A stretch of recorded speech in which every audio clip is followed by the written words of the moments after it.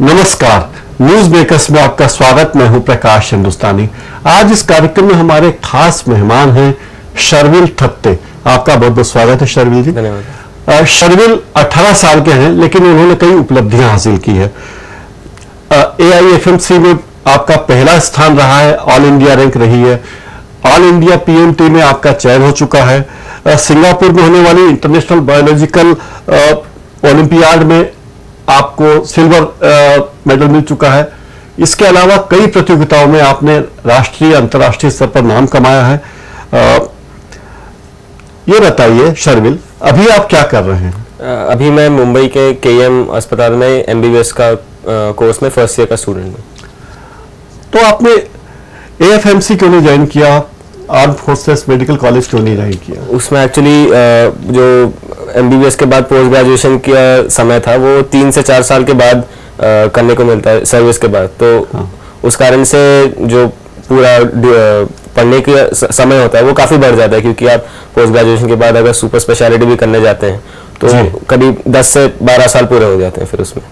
National talent search में भी आपने वो किया है, क्वालिफाई किया है। ये कैसे आपने इतनी सारी चीजों में एक साथ परीक्षाओं में देते रहे, कैसे आपने किया ये सब? उसके लिए कुछ ऐसा खास मैंने तैयारी नहीं की थी, बस मम्मी पापा का साथ था और जैसे जैसे परीक्षाएं आते गई उनको एक एक करके देखता गया और उसमें फिर सफलता प्राप्त हुई। इंदौर में कौन सा स्कूल में आप पढ़ते थे? मैंने अपनी 12वीं कक्षा श्री गुजराती समाज स्कूल से उत्तीर्ण की थी।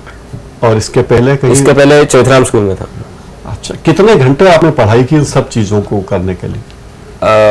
मतलब वो एक परीक्षा से दूसरे परीक्षा पे अंतर आता था कि कितना, लेकिन और करीब 4 घंटे। करीब 4 घंटे रोज पढ़ते थे बस? हाँ, तो ज्यादा तो नहीं पढ़ते। इसके अलावा क्या करते हैं आप? आप ड्रामेटिक्स में हैं, खेल कूद में हैं, क्या क्या किया आपने? और थोड़ा बैडमिंटन खेलता हूँ, टेबल टेनिस, और ड्रामेटिक्स में थोड़ा ड्रामा और सब में इंटरेस्ट था, पहले बचपन से ही इंटरेस्ट था मेरा उसमें। तो इतनी सारी चीजें करने के लिए आपको किसने प्रेरित किया? बचपन से ही, मतलब मैं मम्मी भी खुद भरतनाट्यम में डांसर थी अपने कॉलेज के समय से। मेरे दादाजी भी की बहुत रुचि थी किताबें पढ़ने में, तो बचपन से ही उस सब का असर पड़ता गया। तो आपके घर में प्रेरणा मिली, प्रोत्साहन मिलता रहा कि आप ये सब करते रहे? ये नहीं हुआ कि आप खेलने जा रहे हो, आप ड्रामे में भाग ले रहे हो, पढ़ाई करो, ऐसा माहौल नहीं था? नहीं, मतलब मम्मी ने मुझे उतना खुला छोड़ दिया था कि जो करना है, बस परीक्षा के समय पे जितना पढ़ना जरूरी उतना करता था। ये सिंगापुर में आप गए, IBO में, कैसा रहा आपका अनुभव वहाँ? वो तो मतलब बहुत ही अच्छा था, क्योंकि वहाँ पे करीब 60 देशों से बच्चे आए थे, तो बहुत सारे नए लोगों से मुलाकात हुई, उनसे मतलब उनके देश में कैसे क्या स्थिति है उनसे बातचीत हुई। मतलब इतना, जिसे एक्सपोजर कहते हैं, कि बहुत ही अच्छा लगा वहाँ पे जाके सबसे मुलाकात होगी। कैसे सिलेक्शन हुआ आपका? इस 3 बार उनकी परीक्षा हुई थी। एक बार रीजनल लेवल पे, वहाँ से फिर नेशनल लेवल पे परीक्षा हुई थी। फिर वहाँ से मुंबई में Homi Bhabha centre for science education में कैंप लगा था हमारा, जिसमें 35 बच्चों का सिलेक्शन हुआ था। उसमें से फिर थ्योरी और प्रैक्टिकल दोनों एग्जाम्स होती गई और फिर उनमें से हम 4 लोग सिलेक्ट हुए थे। और आपके साथियों को भी कोई अवार्ड मिला? हाँ, हम पूरी भारतीय टीम को ही सिल्वर मेडल मिला था वहाँ पे। अच्छा, और गोल्ड मेडल किसको मिला? गोल्ड मेडल चाइना, USA और आपको किन देशों के बच्चे बहुत अच्छे लगे? मुलाकात तो सभी से हुई थी जैसे, और ये देखने को मिला कि कई भारतीय भी दूसरे देशों से, जैसे USA की टीम में एक निखिल नाम का बच्चे से मेरी मुलाकात हुई थी, जो कि वो भारतीय ही था। और बाकी चाइना, सिंगापुर, न्यूजीलैंड, इंग्लैंड, सबसे अच्छी मुलाकात हुई। आपको लगा कि भारत की शिक्षा पद्धति आपके अनुकूल है, आपके लिए अच्छी है, ऐसा लगा, या लगा कि इसमें कुछ कमी है? मैं कमी ये कहना चाहूँगा कि काफ़ी लंबी, जैसे हमारी जो कॉलेज और सबके लिए परीक्षाएं होती हैं, उनके लिए वो समय मिल नहीं पाता, क्योंकि अभी जैसे मेडिकल के लिए ही करीब 10 से 15 परीक्षाएं होती है सारे कॉलेजेस के एंट्रेंस के लिए, तो उतनी लंबी परीक्षा का समय, उसके लिए पढ़ाई लंबी देना, वो थोड़ा दिक्कत देता है अगर बाहर के देशों से बाकी से देखे तो। वहाँ ऐसा नहीं है दूसरे देशों में? नहीं, वहाँ पे आप परीक्षा दीजिए, अपने स्कोर्स आप सबमिट कर दीजिए, जैसे अलग अलग यूनिवर्सिटीज को आप अप्लाई कर सकते हैं, तो जैसा आपका स्कोर आएगा, आपकी जो स्कूल की परीक्षा ही होती है, हाँ। उनके साथ ही आप अगर आपको जो सब्जेक्ट अच्छा लगता है आप उसके आप कोर्सेज ले सकते हैं और उनकी परीक्षा दे सकते हैं। मतलब आपको सिर्फ PCM या PCB जैसे हमारे यहाँ होता है उसके लिए उतना आप संकीर्ण नहीं रह पाते, आपको जो चाहिए आप ले सकते हैं, और फिर जैसे आपके स्कोर्स होते हैं आप यूनिवर्सिटीज को अप्लाई करके फिर आप जो आपको सिलेक्ट करें वहाँ पे आपको एडमिशन मिल सकता है। आपका सबसे अच्छा प्रिय सब्जेक्ट कौन सा है? PCM, PCB, कौन सा अच्छा लगा आपको? फिजिक्स, बायोलॉजी ये अच्छा लगा आपको? तो फिर आपने ये डॉक्टर बनने के बजाय आपके दिमाग में साइंटिस्ट बनना या और कुछ बनना क्यों नहीं सूझा? ये ख्याल आया तो था, लेकिन यहाँ पे मुझे मतलब उस स्तर का बनने में काफ़ी कठिनाई आती है, तो फिर बचपन से ही मम्मी पापा भी दोनों मेरे डॉक्टर ही थे, तो बचपन से डॉक्टर की ओर थोड़ा रुझान होता रहा, इसलिए फिर वहीं पे। आपको लगता है कि डॉक्टर का जॉब बहुत ज़्यादा चैलेंजिंग होता है, बहुत काम करना होता है उसमें, और उसको अपने देश में उतना सम्मान नहीं है, उतना पैसा नहीं है?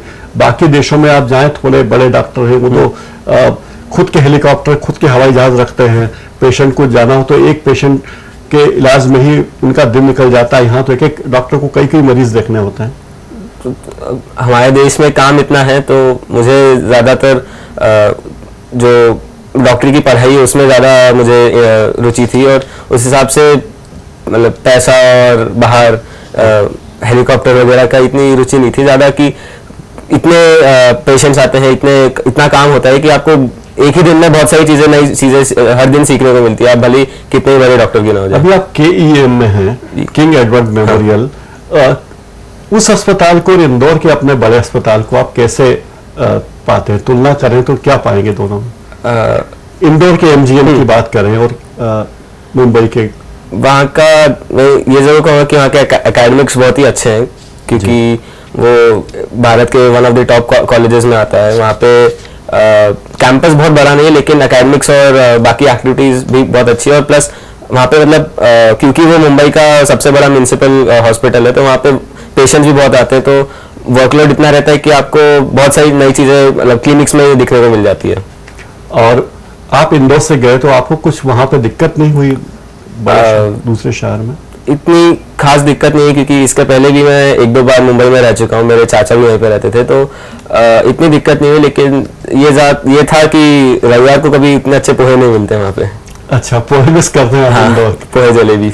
और वहाँ पे की अपनी चीजें हैं, वहाँ बड़ा पाव खाते, वहाँ पे बड़ा पाव, दाबेली, वहाँ पे उसका अलग। लेकिन बचपन से इंदौर में पोहे और जलेबी की आदत है। लोग कहते हैं इंदौर का आदमी कहीं भी जाए पोहे जलेबी के अलावा बात नहीं करता। ये बताइए, अब आप क्या करना चाहेंगे? डॉक्टर बनके किस विधा में जाना चाहेंगे? आप किस तरह के डॉक्टर बनना चाहेंगे? अभी तो मैं मतलब अपने MBBS कोर्स के बाद ही ये सोच पाऊंगा, कि क्योंकि एक बार जब मैं पूरा कोर्स कंप्लीट कर पाऊंगा तभी मुझे समझ आएगी कि मुझे किस विधा में रुचि है। लेकिन अभी मैं कहना चाहूँगा कि मुझे सर्जरी में ज़्यादा रुचि है। आप सर्जन बनना चाहेंगे मेनली, अभी आपका लक्ष्य है। हाँ। और कई लोगों का लक्ष्य होता है कि डॉक्टर बने, विदेश जाएं, विदेश जाने का शौक आपको है? विदेश जाके पढ़ाई करके वापस आने में ज़्यादा रुचि रखूंगा मैं, क्योंकि भारत जैसा और कोई देश नहीं है। अच्छा, आप ड्रामा वगैरह करते हो, तो कौन आपका फेवरेट कलाकार है, आर्टिस्ट है? स्टेज आर्टिस्ट की बात कर रहा हूँ।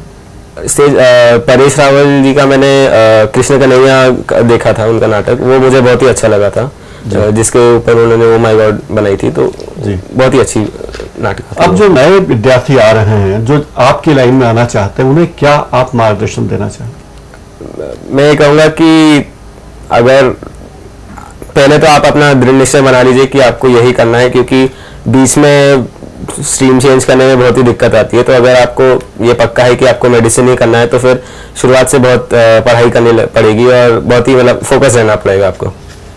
तो सभी लोगों के बजाय कोई दूसरी लाइन में जाना चाहे, उससे क्या कहेंगे? यही कहूँगा कि जो भी हो, मन जहाँ पे लगे वहीं पे जाएं आप। और आपने क्या किसकी मदद ली? आपने कोचिंग क्लास ज्वाइन की और किसने पढ़ाया? हाँ जी, मैं कोचिंग क्लासेस ज्वाइन की थी मैंने, क्योंकि कोर्स इतना रहता है कि आप अपने बल पे अपने स्कूल की पढ़ाई की, फिर कोचिंग क्लास गए, फिर होमवर्क किया, फिर कोचिंग क्लास का होमवर्क किया, इस सब के बाद भी आपने खेलने कूदने के लिए समय निकाल लिया।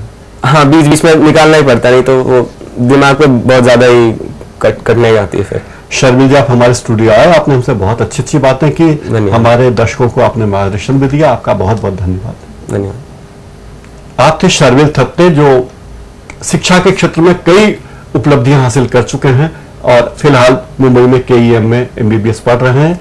न्यूज मेकर्स में आज इतना ही। नमस्कार।